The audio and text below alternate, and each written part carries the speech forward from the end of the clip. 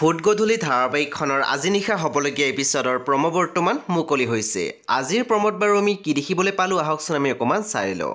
আজিৰ প্ৰমৰ প্ৰথম ভাগতে আমি দেখিবলৈ পাইছোঁ অনুক কৈ আছিল ল'ৰাৰ মাক যদিও কিন্তু তোমাক মই প্ৰথম লগ পোৱা অনুজনীয়ে হৈ আছা বিউটিফুল। তাৰপিছত আমি প্ৰম'ত দেখিবলৈ পাইছোঁ প্ৰণৱে কৈ আছিল মোৰ বিয়াখন যদি তেতিয়াই হৈ গ'ল হয় এনেকৈ মই দূৰে দূৰে থাকিবলগীয়া নহ'লেহেঁতেন, সকলো থাকিও যেন আজি মই অকলশৰীয়া। প্ৰমৰ একেবাৰে অন্তিম ভাগত আমি দেখিবলৈ পাইছোঁ প্ৰণয়ে আহি সুভদ্ৰাক কৈ আছিল খুৰী তুমি অনুক দেখিছিলা নেকি? তেতিয়া সুভদ্ৰাই অকণমান আচৰিত হৈ পৰিছিলে আৰু অন্তিম ভাগত আমি দেখিবলৈ পাইছোঁ অনু বাহিৰত আছিলে আৰু প্ৰণয় আহি পাইছিলে।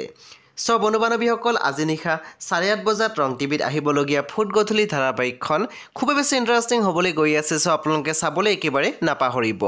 পৰৱৰ্তী আপডেটৰ বাবে আপোনালোকে আমাৰ চেনেলটো ছাবস্ক্ৰাইব কৰি কাষত থকা বেল আইকনটো টিপি দিবলৈ একেবাৰে নাপাহৰিব।